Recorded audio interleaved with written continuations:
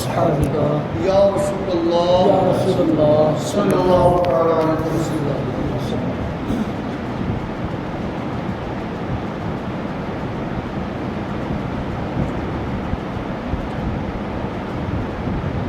صحیح مسلم میں حضرت عقبہ بن عامر رضی اللہ تعالی عنہ سے مروی ہے کہ رسول صلی اللہ علیہ وآلہ وسلم فرماتے ہیں کہ جو مسلمان وضو کرے اور اچھا وضو کرے، پھر کھڑا ہو اور باطن و ظاہر سے متوجہ ہو کر 2 رکعت نماز پڑھے، اس کے لیے جنت واجب ہوتی ہے۔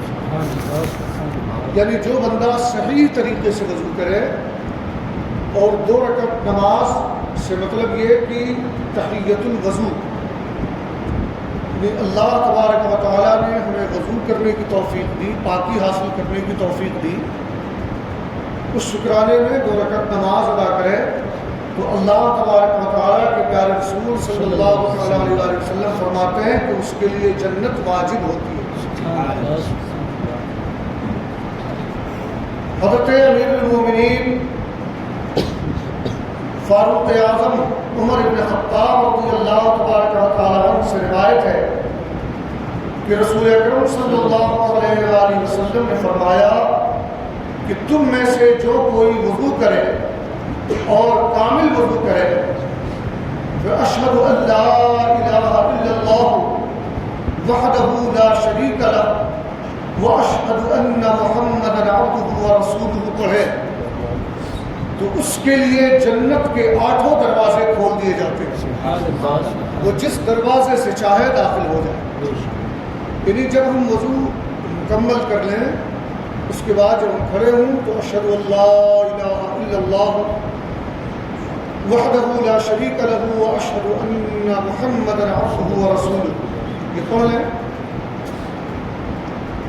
تو اس کی فضیلت یہ ہے کہ آقا علیہ الصلوۃ والتسلیم ارشاد فرماتے ہیں کہ اس کے لیے جنت کے 8 دروازے کھول دیے جاتے ہیں۔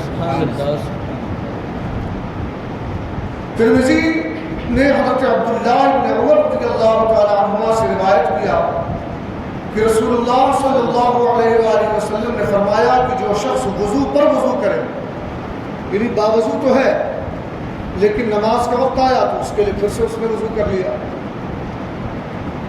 پہلے سے وضو تھا پھر یہ ہوا کہ میں قرآن شریف کی تلاوت کرنی ہے تو چلو پھر سے تازہ وضو کر لیں، اس کو وضو پر وضو کہ وضو ہونے کے باوجود اس نے وضو کیا تو اس کے لیے 10 نیکیاں لکھی جائیں گی۔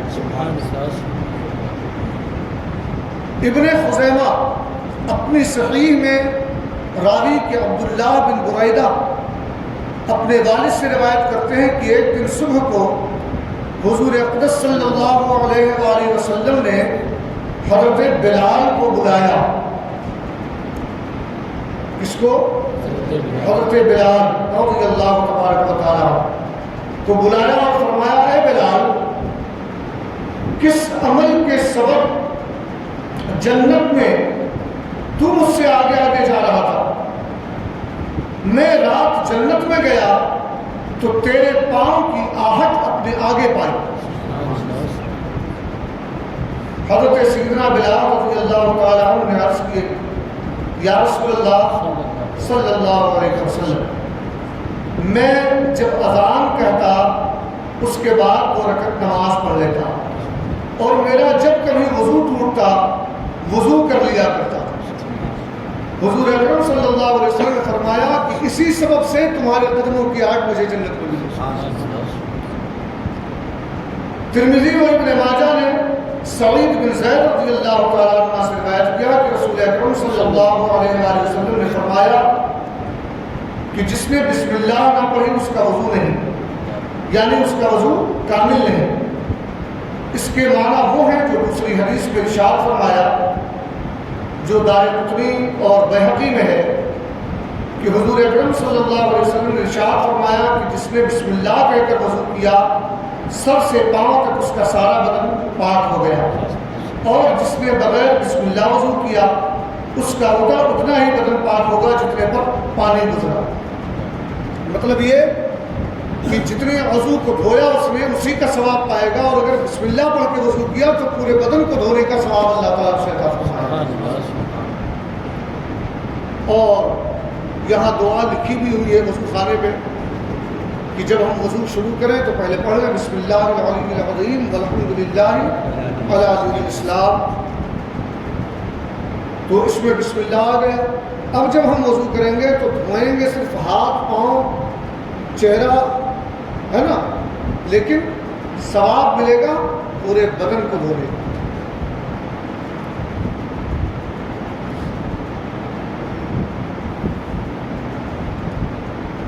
وضو کے متعلق انشاءاللہ اور احادیث باقی ہیں جسے میں انشاءاللہ تعالی آنے والے درس میں آپ حضرات کو سناؤں گا انشاءاللہ۔ اب آج سے ہم احکام فقہیہ بھی شروع کرتے ہیں کہ وضو کے احکام کیا ہے۔ تو فرماتے ہیں کہ جو آیت کریمہ اوپر لکھی گئی، یعنی ان احادیث سے پہلے آیت مبارکہ جو میں نے پڑھی تھی گزشتہ درس میں، جو چھٹے پارے کی آیت مبارکہ ہے،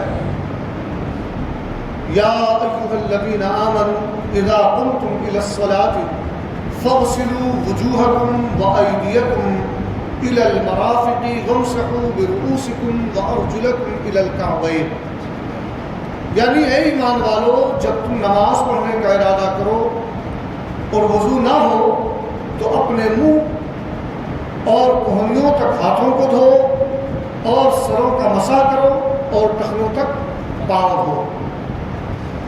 تو اب یہ جو آیت مبارکہ ہے اس سے یہ بات ثابت ہوئی کہ وضو میں 4 باتیں فرض ہیں۔ ان 4 میں پہلا تو منہ دھونا، منہ سے مراد یہاں سے یہ نہیں بلکہ پورا چہرہ مراد، اور پورے چہرے کی مقدار جو ہے یہ آگے انشاءاللہ آپ تفصیل سمجھیں گے۔ پیشانی پر جو بال اگنے کی جگہ ہوتی ہے، اب یہاں سے ایسے آپ لے لیں گے کہ کان کی یہ جو حصہ اس کے نیچے سے ایسے، یہ اتنا پورا حصہ، اب اس میں جو کچھ بھی ہے اس کا دھونا کیا ہے؟ فرض ہے۔ اور دھونے کا مطلب یہ نہیں کہ پانی لگ جائے، دھونے کا مطلب یہ ہے کہ ہر جگہ سے پانی بہہ جائے۔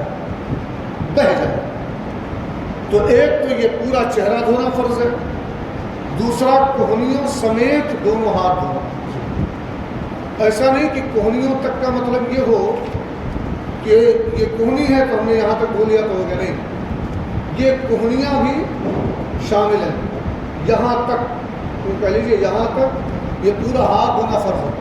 اب ہمارے بعض احباب کیا کرتے ہیں کہ چہرہ دھلے اس کے بعد ایسے نل سے پانی لیا، ایسے 3 بار کیے، اب کہیں پانی پہنچا کہیں نہیں پہنچا، اور اکثر یہ ہوتا ہے یہ جو حصہ ہوتا ہے نا، یہ حصہ یا یہ حصہ اکثر سوکھا رہ جاتا ہے، اکثر، اس کا بہت خاص خیال رکھنا چاہیے۔ اور جب ہم دھلیں تو نل لگا ہوا ہے، نل چالو کر کے اس کے نیچے ایسے دھو لیں۔ اگر لوٹے یا جگ وغیرہ سے کر رہے ہیں تو پھر ایسے پانی ڈالیں تاکہ پورے پہ پانی بہ جائے۔ تو یہ 2 فرض ہو گئے، کون کون سے؟ چہرہ دھونا، کوہنیوں سمیت دونوں ہاتھ دھونا۔ کیا؟ دونوں ہاتھ دھونا، کوہنیوں سمیت ہاتھ دھونا نہیں، کوہنیوں سمیت دونوں ہاتھ دھونا۔ مطلب یہ کنفیوژن نہ رہے کہ بھی ایک ہاتھ دھونا فرض ہے اور ایک سنت ہے، ایسا نہیں، دونوں ہاتھ کوہنیوں سمیت دھونا فرض ہے۔ سر کا مسح کرنا فرض ہے، سر کا مسح کرنا فرض ہے۔ تو یہ کتنے فرض ہو گئے؟ کیا کیا ہوئے؟ پورا چہرہ دھونا، کوہنیوں سمیت دونوں ہاتھ دھونا، سر کا مسح کرنا۔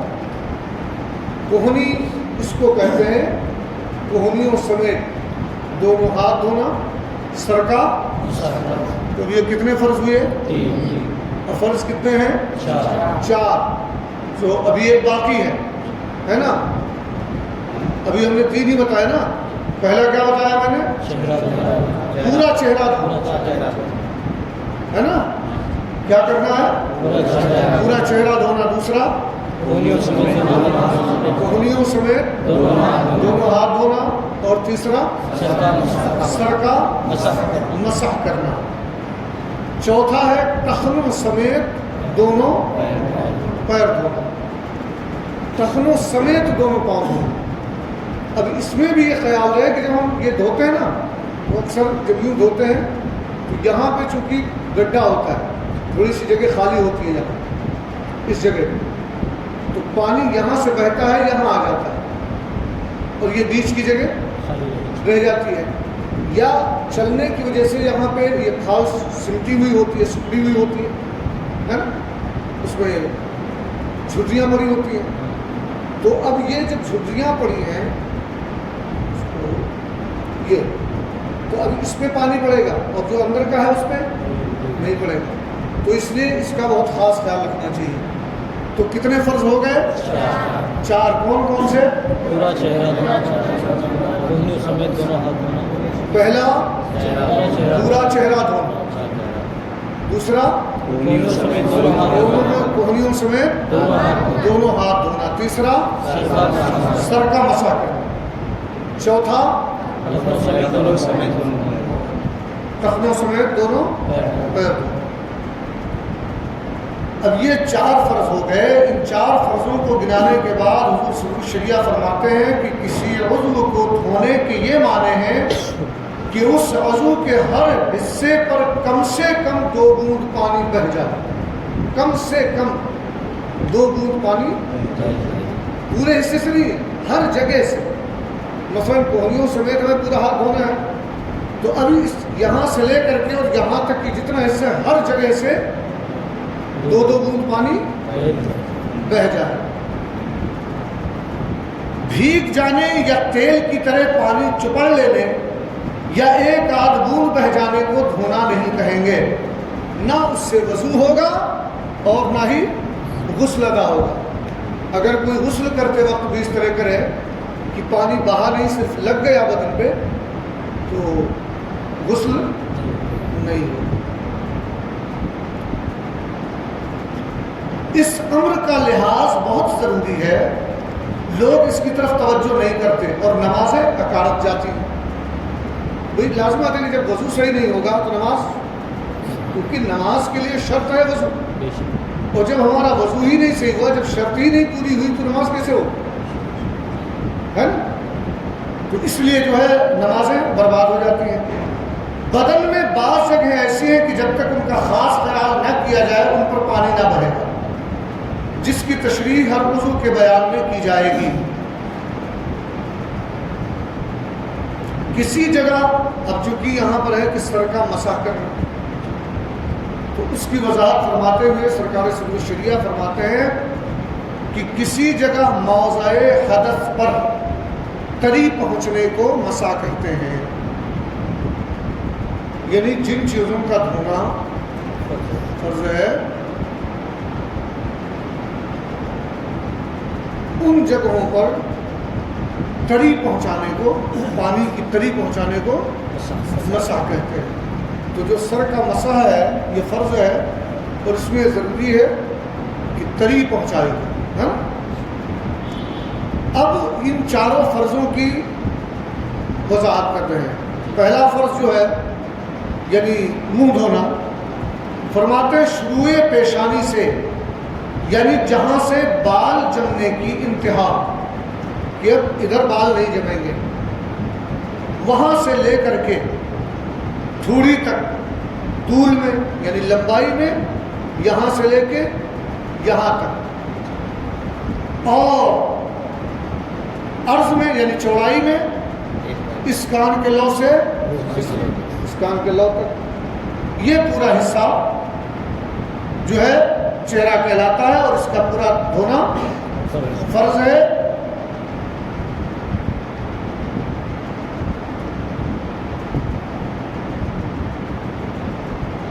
جس کے سر کے اگلے حصے کے بال گر گئے یا جمے نہیں، بہت سے لوگوں کے جھڑ جاتے ہیں، یہاں تک بال، یہاں تک، کسی کو یہاں تک جھڑ جاتے ہیں، تو اگر بال جھڑ گئے ہیں یا جمے نہیں ہیں تو اس پر بھی وہیں تک منہ دھونا فرض ہے جہاں تک عادتاً بال جمتے ہیں۔ ایسا نہیں کہ کسی کے یہاں تک بال نہیں تو وہاں تک منہ دھوئے گا، عادتاً جو نیچرلی جہاں تک جو ہے بال جمنے کی جگہ ہے وہیں سے دھوئیں گے۔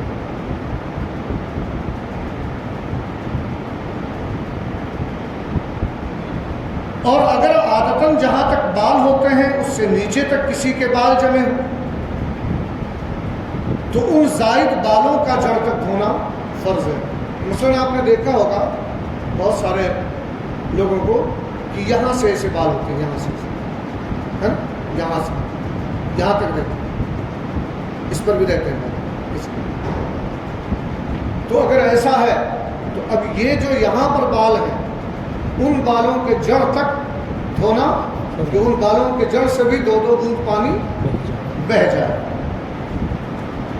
مونچھوں میں یا بھاؤں میں یا بچی کے بال گھنے ہوں کہ کھال بالکل نہ دکھائی دے تو جلد کا دھونا فرض نہیں، بالوں کا دھونا فرض ہے۔ مونچھ اور یہ بھاؤں، اس کو کہتے ہیں ابرو ہے نا، یا بچی اس کو کہتے ہیں اس حصے،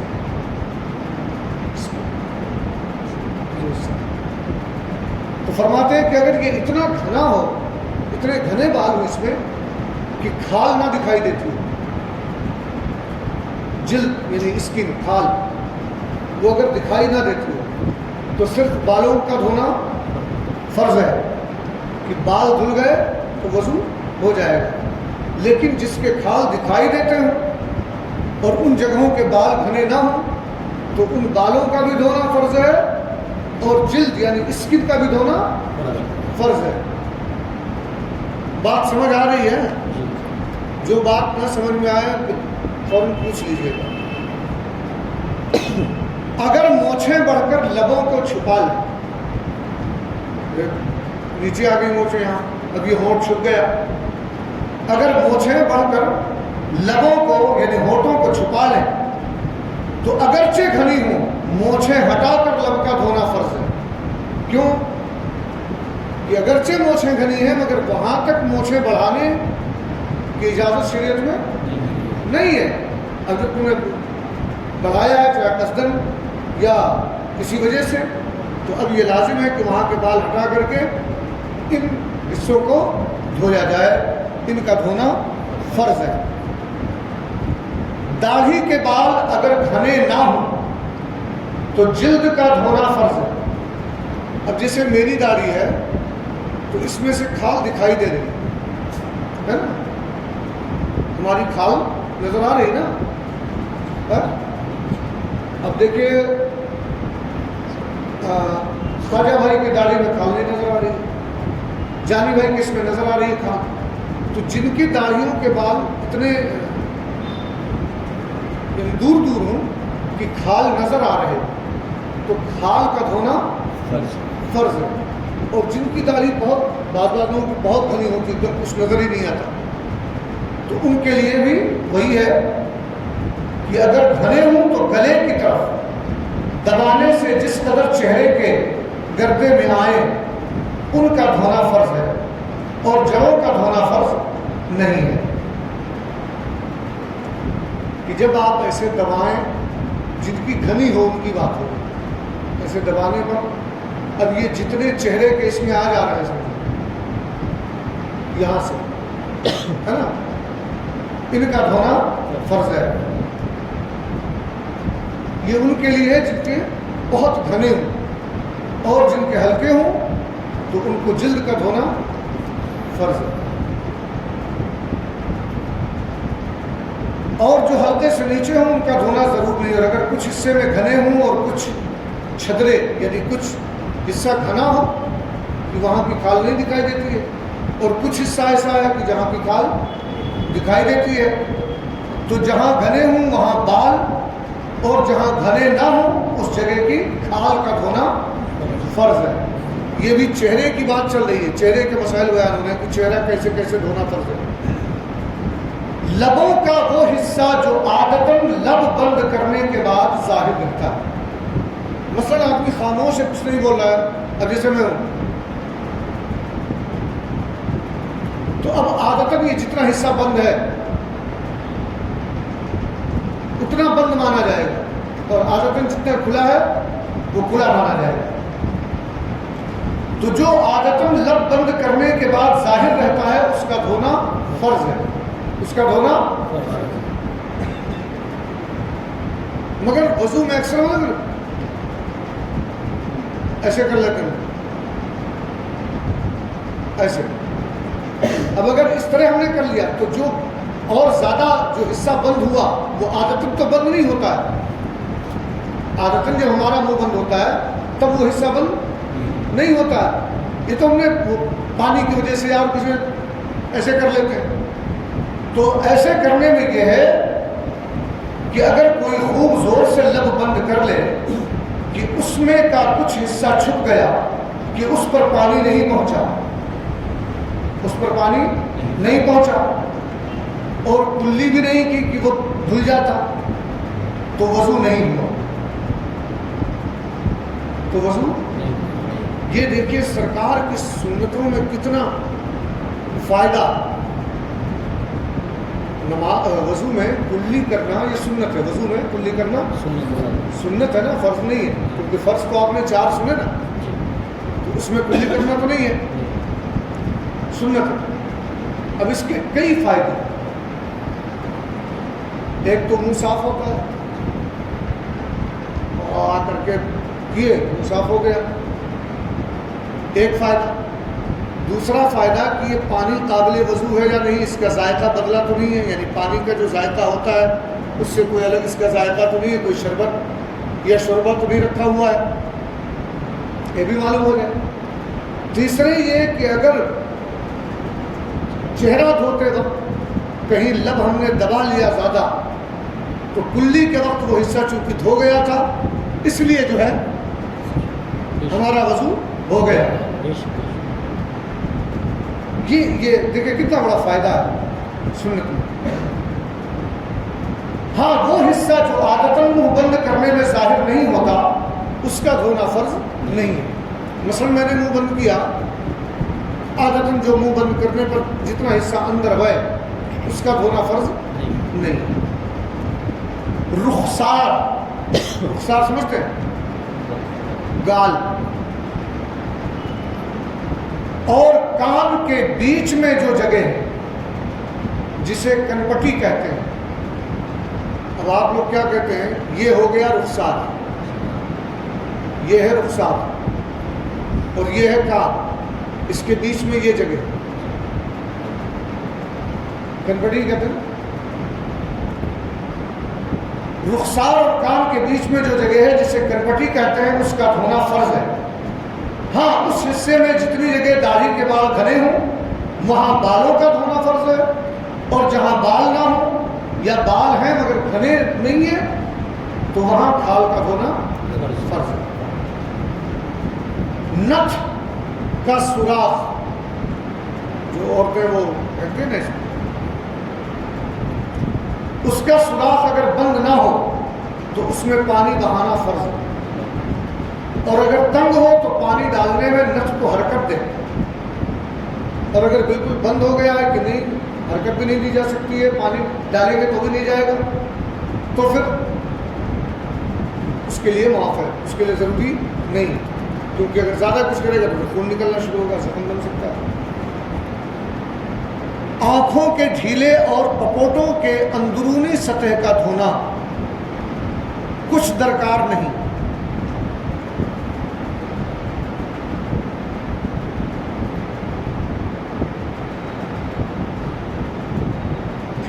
یہ جو دکھ رہا ہے یہ آنکھوں کا ڈھیلا ہے, اور اسے یہ جو ہے نا یہ اسے کہتے ہیں آنکھوں کا پپوٹا. تو اس کا جو اندرونی حصہ ہے وہ اندرونی حصہ یہ ہوتا ہے جس پہ ہم لوگ سونا لگاتے ہیں نا, یہ اندر کا, اس کا دھونا درکار نہیں ہے کہ وہاں اندر پانی ڈالے سے نہیں، بلکہ احتیاط یہ چاہیے کہ اندر پانی نہ ڈالیں، کیونکہ یہ جو ہے آنکھوں کے لیے نقصان دہ۔ منہ دھوتے وقت آنکھیں زور سے نیچ لے سے، اور اکثر یہ ہوتا ہے کہ جب منہ دھوتے ہیں ایسے کر لیتے ہیں، ہے نا، ایسے۔ اب جب یہ کیا، یہ جگہ سکڑ گئی، یہاں کا پانی یہاں آ گیا، بیچ کی جگہ رہ گئی، یہاں کا پانی یہاں آ گیا، بیچ کی جگہ رہ گئی۔ اس کا بہت خاص خیال رکھنا چاہیے کہ منہ دھوتے وقت اگر آنکھیں زور سے نیچ لی کہ پلک کے متصل یعنی پلک سے ملی ہوئی جگہ جو ایک خفیف سی جگہ ہوتی ہے بند ہو جاتی ہے، اور اس پر پانی نہ بہا اور عادتاً بند کرنے سے ظاہر رہتی ہو تو وضو ہو جائے گا، مگر ایسا نہیں کرنا چاہیے۔ اگر کچھ زیادہ دھلنے سے رہ گیا تو وضو ہوگا ہی نہیں۔ تو اس لیے آنکھیں بہت زیادہ نیچے بھی مت، اور نیچے بھی تو ایسے ایسے کہ آنکھ بھی بند ہے اور پوری اسکن بھی سکڑی ہوئی نہیں ہے بلکہ پوری کھلی ہوئی ہے نا، ایسے۔ تو اس طرح جب پانی ڈالیں گے تو پانی بھی ہر جگہ بہ جائے گا اور آنکھ میں پانی بھی نہیں جائے گا۔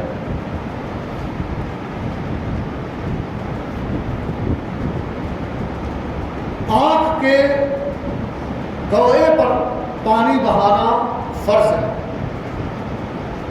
کوہ مطلب یہ جو ناک کی طرف کی یہ جو جگہ ہے نا، یہ اس کو کوہ،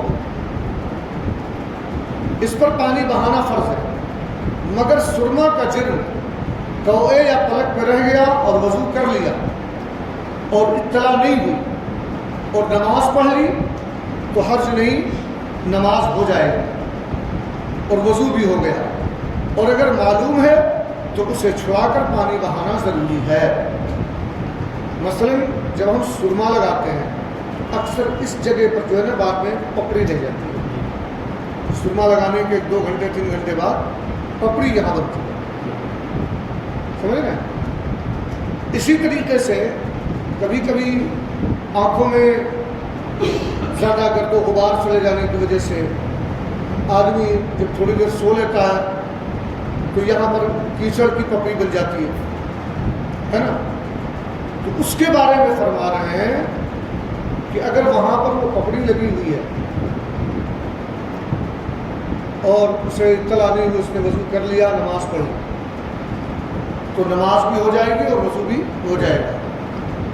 لیکن اگر معلوم ہو گیا تو اسے چھڑا کر پانی بہانا ضروری ہے، اور یہ لازمات ہے۔ اس میں معلوم کرنا کیا ہے، یہ آدمی تو یہاں ہاتھ لگاتا ہے، معلوم ہو جاتا ہے یہاں پپڑی ہے، چھڑا دو۔ پلک کا ہر بال پورا دھونا فرض ہے۔ یہ جو پلکوں کے بال ہیں نا، ان پورے بالوں کا دھونا فرض ہے۔ اگر اس میں کیچڑ وغیرہ یا کوئی سخت چیز جم گئی ہو تو اس کا چھڑانا فرض ہے کہ اس کو چھڑا کر کے دھویا جائے۔ یہ تو تھا چہرہ دھونے کی وضاحت، کہ چہرہ کس طرح ہم دھوئیں اور کتنے احتیاط سے دھوئیں۔ اب یہ مسائل آپ نے سنے، اب خود سوچیں اور غور کریں کہ کتنے لوگ اتنے احتیاط سے چہرہ دھوتے ہیں، کتنے لوگ ان تمام باتوں کا خیال رکھتے ہیں۔ پھر سوچیں کہ ہمارے وضو کا کیا بنا، اور ہمارا وضو اگر صحیح نہیں ہوگا تو نماز۔ اب آئیے ہاتھ دھونے کا، دوسرا فرض کیا ہے؟ بھول گئے؟ کوہنیوں سمیت دونوں ہاتھ۔ اس حکم میں کوہنیاں بھی داخل ہیں۔ اس حکم میں ایسا نہیں کہ کوہنیوں تک دھونا ہے نا۔ جیسے کسی نے کہا کہ میں نماز کے لیے مسجد تک گیا تھا، نماز کے لیے مسجد تک گیا تھا، تو مسجد تک گیا تھا کا مطلب کیا کہ وہیں گیٹ سے آ کے وہیں سے واپس ہو گیا، مسجد کے اندر آیا، نماز پڑھی، پھر گیا۔ لیکن آدمی بولتا ہے کہ نماز پڑھنے مسجد تک گیا تھا، فلاں کے گھر تک گیا تھا، بیٹی کے گھر تک گیا تھا۔ گھر تک گیا تھا کہ کیا مطلب؟ اس کے گھر میں گئے، ملاقات کی، چائے پیا، پھر آئے نا، ایسا تھوڑی کہ گھر تک جا کے واپس ہو گئے۔ تو اسی طرح جو یہاں ہے کوہنیوں تک، تو کوہنیوں تک میں کوہنیاں بھی شامل ہیں کہ کوہنیوں سمیت دونوں ہاتھ دھونا ہے۔ اگر کوہنیوں سے ناخن تک، کوہنیوں سے ناخن تک کوئی جگہ ذرہ بھر بھی، ذرہ بھر، ذرہ کتنا باریک ہوتا ہے؟ جو دھول ہوتا ہے، دھول کا ایک دانہ کتنا باریک ہوتا ہے؟ اتنی جگہ بھی اگر دھلنے سے رہ گئی، اتنی جگہ بھی، تو وضو نہیں ہوتا۔ اتنی جگہ بھی اگر دھونے سے رہ گئی تو وضو، کوہنیوں سے ناخن تک کوئی جگہ ذرہ بھر بھی دھلنے سے رہ جائے گی تو وضو نہ ہوگا۔ ہر قسم کے جائز ناجائز گہنے، چھلے، انگوٹھیاں، پہنچیاں، کنگن، کانچ، لاکھ وغیرہ کی چوڑیاں، ریشم کے لچھے وغیرہ اگر اتنے تنگ ہوں کہ نیچے پانی نہ بہے تو اتار کر دھونا فرض ہے۔ اب یہاں ایک چیز غور کرنے کی ہے، مسئلے کی وضاحت تو میں بعد میں کروں گا کہ ہر قسم کے جائز اور ناجائز گہنے، چھلے، انگوٹھیاں۔ اب جائز میں کیا ہے؟ مردوں کے لیے صرف ایک انگوٹھی چاندی کی، وہ بھی نگ والی ہو، بغیر نگ والی بھی نہ ہو، سمجھ رہے ہیں؟ نگ والی ہو، ایک انگوٹھی ہو، ایک ہی نگ والی ہو، اور ایک ہی انگوٹھی ہو 4.5 ماشے کی۔ اس سے زیادہ وزن کی ایک انگوٹھی بھی جائز نہیں، اور ایک کے علاوہ دوسری انگوٹھی بھی جائز نہیں ہے مرد کے لیے۔ اب آج کل تو میں نے بھی کل دیکھا، ہاں کل ہی تو دیکھا میں نے کسی کو، ایک ایک انگلی میں 5-5 6 انگوٹھی پہنتے، ایک ایک انگلی میں۔ اور ان کو لوگ معلوم ہے کیا کہتے ہیں؟ بہت پہنچے ہوئے بابا،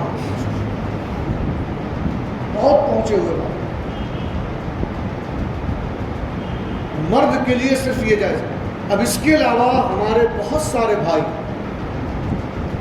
پیتل کی انگوٹھی پہنتے ہیں، یا گلٹ جو دھات ہوتا ہے جس کے پہلے 1 روپے کے بندے آتے تھے، گلٹ کی انگوٹھی پہنتے ہیں۔ اور جب کہا جاتا ہے اس کو اتار، نہیں وہ فلاں بارگاہ سے لے کے آیا۔ سوال یہ ہے آپ کسی بھی بارگاہ سے لے کے آئے ہو، ان بارگاہوں کا احترام اللہ تعالیٰ ہمارے دلوں میں سلامت رکھے۔ مگر کیا ان بارگاہ والوں سے کہیں سند ملتی ہے کہ انہوں نے اسے پہننے کی اجازت دی ہے؟ یہ تو دھندا کرنے والے ان چٹوں کا کام ہے جو وہاں پر پورے سال کا ٹھیکہ لیتے ہیں، گتا لیتے ہیں، اور وہاں پر بیٹھ کر کے لوگوں کی جیب کاٹتے ہیں۔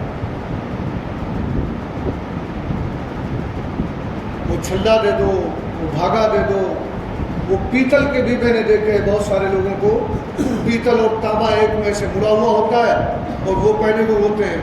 کہاں سے لائے؟ سیلانی بابا کے یہاں سے لائے۔ کیا سیلانی بابا نے آپ کو دیا؟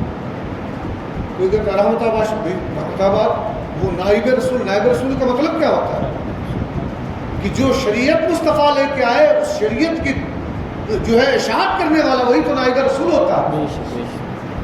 تو انہوں نے تو زندگی بھر شریعت کا حکم سنایا، اور آج انہیں کے درباروں میں جا کر کے شرک کے خلاف ورزی کرتے ہیں اور نام نکال لیتے ہیں۔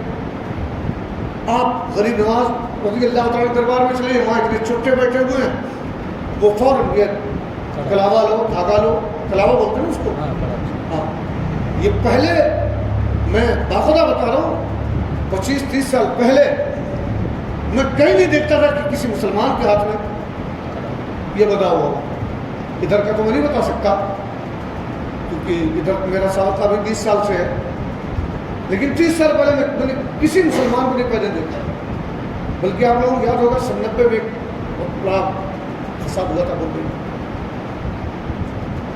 اس وقت لوگ اس لیے دھاگا باندھ لیتے تھے کہ معاذ اللہ جو ہے ہمیں لوگ مشرک سمجھ کر کے چھوڑ دیں. یعنی مشرکوں کی خاص شناخت تھا وہ دھاگا. آج ہمارے کتنے بچوں کے ہاتھوں میں بنا ہوتا ہے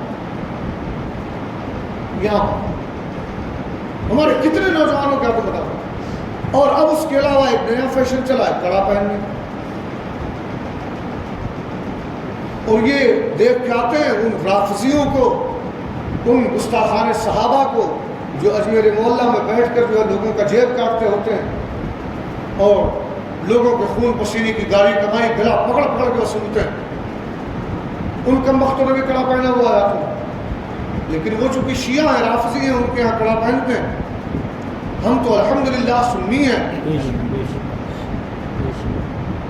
اسی طرح چاندی کی زنجیریں ہمارے بہت سارے بھائی پہنتے ہیں. تو یہ چیزیں ہمیں پہننی نہیں چاہیے. اگر ایسی کوئی بھی چیز ہم نے پہنی ہوئی ہے، مثلا تانبے یا گلٹ کی انگوٹھی یا سونے کی انگوٹھی یا اور کسی ایسے دھات کی چین یا انگوٹھی اگر ہم نے پہنی ہوئی اور اسے پہن کر ہم نے نماز پڑھی تو ہماری نماز مکروہ تحریمی ہوگی، واجب الاعادہ ہوگی. اس نماز کا دہرانا واجب ہوگا.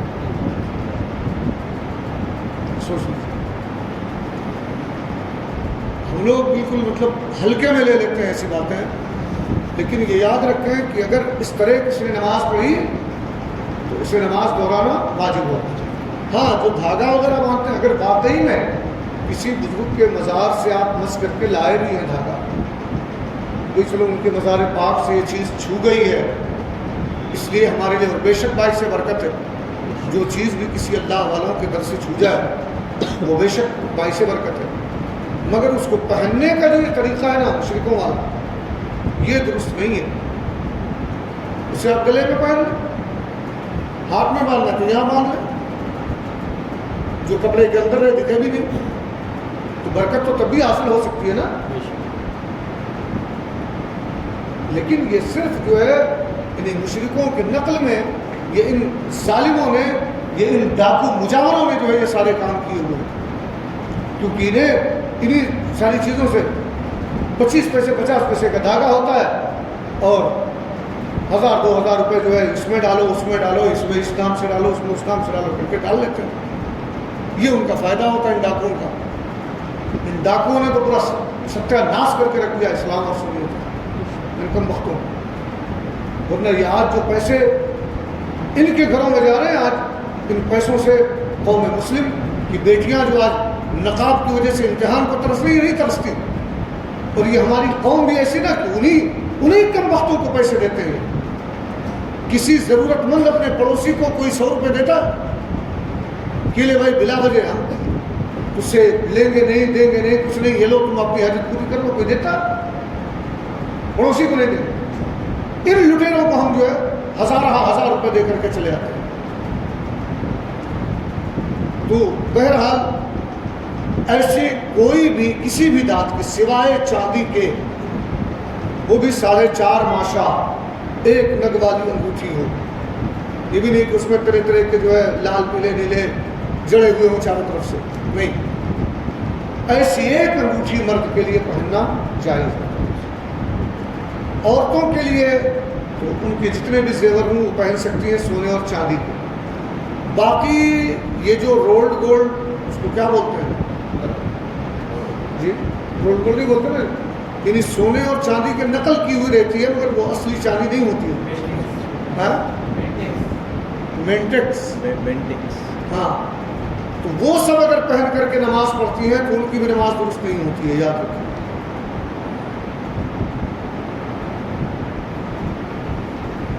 نماز میں وہ چیزیں اگر پہن کر کے نماز پڑھتے ہیں نماز نہیں ہوتی ہے.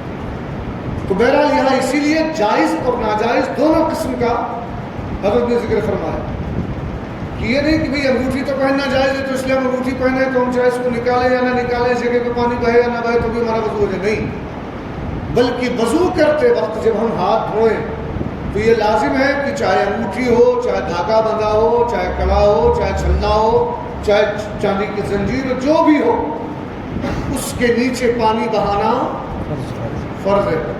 اس کو ہلائیں. اور اگر جیسے یہ میرا ٹائٹ ہے، سخت ہے، یہ ہلے گا نہیں، تو اس کو نکال کر کے دھونا چاہیے، کیونکہ اس ناخن سے لے کر کے اور کوہنیوں سمیت اس میں سے کوئی بھی جگہ ایک ذرے کے برابر بھی اگر رہ گئی تو وضو نہیں ہوگا۔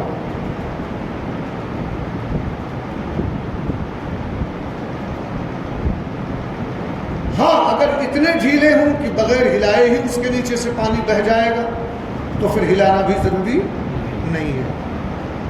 ہاتھوں کی 8 گھائیاں، انگلیوں کی کروٹیں، ناخنوں کے اندر جو خالی جگہ ہے، کلائی کا ہر بال، جڑ سے لے کے نوک تک، ان سب پر پانی بہہ جانا ضروری ہے۔ اگر کچھ بھی رہ گیا یا بالوں کی جڑوں پر پانی بہہ گیا، کسی ایک بال کی نوک پر بھی نہیں بہا تو وضو نہیں ہوتا، مگر ناخنوں کے اندر کا میل معاف ہے۔ ہاتھوں کی 8 گھائیاں، گھائی اس کو بولتے ہیں، آپ کے یہاں گھائی بولتے ہیں جلدی کرنے کو مراٹھی میں، ہے نا؟ گھائی مت کرو مطلب جلدی مت کرو، ہے نا؟ لیکن یہاں جو گھائی لکھا ہوا ہے، گھائیوں سے مراد یہ حصہ یہ۔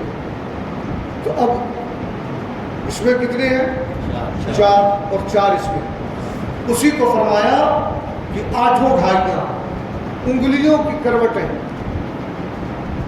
یہ جو ہے نا ایسے موڑتے ہیں پھر ایسے کرتے ہیں، یہ سمٹ گیا، اس میں کا حصہ رہ جائے گا، یا ایسے ہم نے کیا تو یہاں پانی بہنے سے رہ جائے گا۔ تو ان میں سے اسی طرح یہ جو بال ہیں، ان بالوں کے جڑ پہ اگر پانی بہ گیا اور کسی ایک بال، صرف ایک بال کی جڑوں پر تو بہ گیا، لیکن ایک بال ایسا رہ گیا کہ جس کے نوک پر نہیں بات، وضو نہیں ہو۔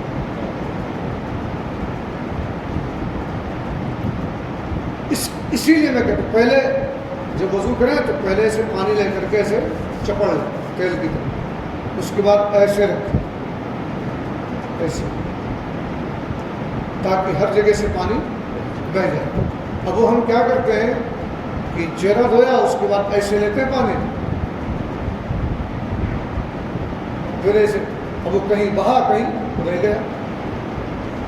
تو یہ جو ایسے کرنے کا مقصد ہے، اس کا مقصد یہ تھا کہ ادھر سے پانی بہایا جائے، اس کو ایسے نہیں کر سکتے، پانی بہ جائے۔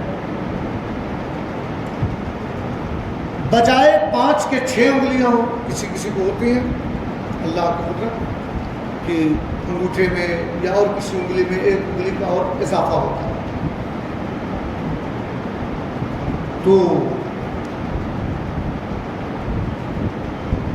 ایسے لوگوں کا یہ نہیں کہ وہ جتنا بھی ہے 5 ہوں 6 ہوں 7 ہوں جتنے بھی ہوں ان سب کا دھونا فرض ہے۔ اگر ایک موڑھے پر 2 ہاتھ نکلے تو جو پورا ہے اس کا دھونا فرض ہے، اور دوسرے کا دھونا فرض نہیں مستحب ہے، مگر اس کا وہ حصہ کہ اس ہاتھ کے موضع فرض سے متصل ہے اتنے کا دھونا فرض ہے۔ یعنی جس طریقے سے اس میں سے ایک اور انگوٹھا نکل آتا ہے، یہ کسی کسی کو ہوتا ہے، اور شرعی بات تو یہ نہیں ہے مگر علم قیافہ کے لوگ بتاتے ہیں کہ ایسے لوگ بڑے قسمت کے دھنی ہوتے ہیں۔ یہ علم قیافہ کی بات ہے، علم شریعت کی بات نہیں بتا رہا۔ قیافہ کہتے ہیں کہ جو چہرے کے، ہاتھ پیر کے بناوٹ کو دیکھ کر کے اس کے مزاج کو جان لیں۔ تو اسی طرح اللہ قادر ہے، یہاں سے ایک ہاتھ نکلا ہے اور دوسرا بھی نکال دو، تو اگر دوسرا بھی ہاتھ نکل آیا تو فرماتے ہیں کہ جو پورا ہے اس کا دھونا فرض ہے، اور جو کم ہے یا چھوٹا ہے اس کا دھونا فرض نہیں مستحب ہے۔ لیکن یہ جگہ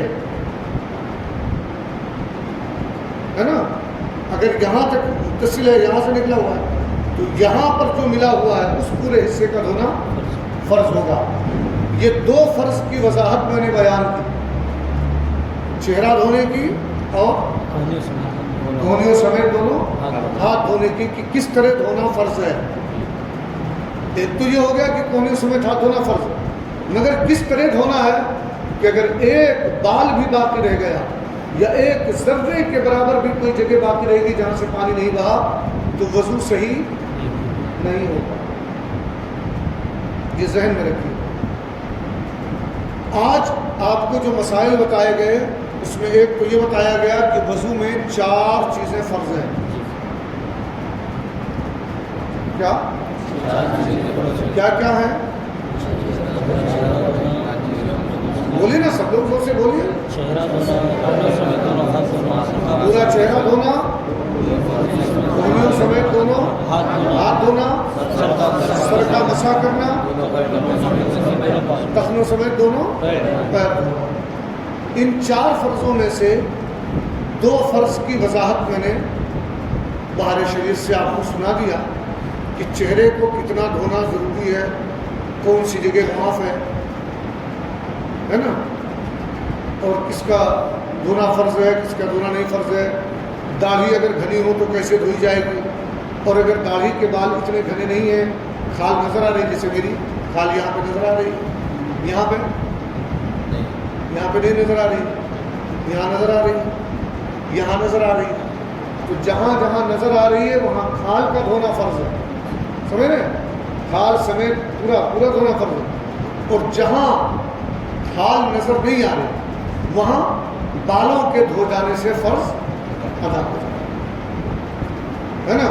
اسی طرح ہاتھ دھونے میں میں نے بتایا کہ کس کس طرح دھونا ہے. میں پھر سے مطلب دوبارہ بتا رہا ہوں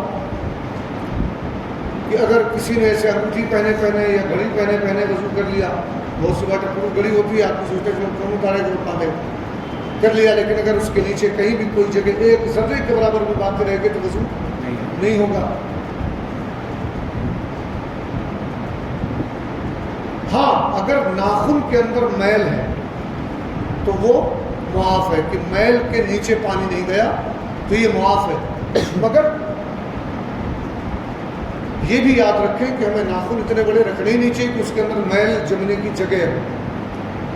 بلکہ اب دیکھیے الحمدللہ میں ہر جمعہ کو ناخن کاٹتا ہوں، تو آپ ہفتے بھر دیکھ لیں ہمیشہ ناخن صاف رہتے ہیں، کبھی میل نہیں جمتا. تو ہر جمعہ کو یہ سنت بھی ادا ہو جائے اور ناخن صاف رہنے کا سب سے بڑا فائدہ یہ ہوگا کہ ہمیں الکوہل ملا ہوا سینیٹائزر نہیں لگانا پڑے گا، بلکہ جب ہمارے ناخن صاف رہیں گے تو کسی جراثیم کے بیٹھنے کی کوئی جگہ ہی نہیں ہوگی، وہ سوال ہی نہیں ہے.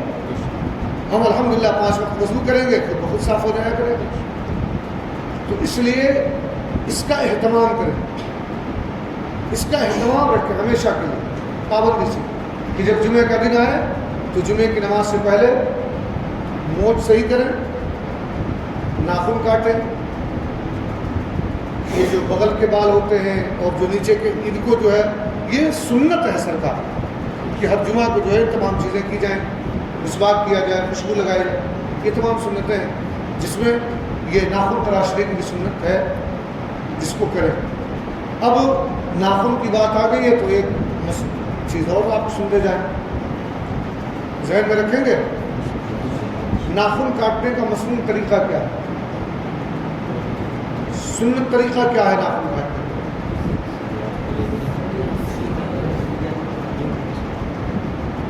یہ دیکھیے سیدھے ہاتھ کے کلمے کی انگلی سے شروع کریں، یہاں سے سمجھ گئے، اس کو کاٹ لیا یہاں سے یہاں. اس کے بعد یہاں سے ہم کاٹتے ہوئے ایسے آئیں گے، پھر آخر میں سیدھے ہاتھ کے ناخن. سمجھ میں آ گیا؟ یاد ہو گیا؟ ذہن میں بیٹھ گیا؟ کیسے کریں گے؟ کون سے ہاتھ کے؟ سیدھے ہاتھ. سیدھے ہاتھ. ہاں ہاں ماشاء اللہ، ہاں ماشاء اللہ. سیدھے ہاتھ کے کلمے کی انگلی سے ادھر کر انگلی جس کو بولتے ہیں نا ہم لوگ، چھگلیاں، یہاں تک کاٹیں گے. پھر الٹے ہاتھ کی چھگلیوں سے شروع کریں گے، اس کے انگوٹھے تک آئیں گے، اس کے بعد سیدھے ہاتھ کے انگوٹھے کا ناخن. یہ مصنون طریقہ ہے ناخن کاٹنے کا. اللہ تبارک و تعالیٰ سے دعا ہے کہ ہم سب نے جو مسائل سنے اللہ پاک ہم سب کو اس پر عمل کرنے کی توفیق عطا فرمائے، اور رب کریم ہم سب کو اسی طرح علم دین حاصل کرتے رہنے کی توفیق فرمائے.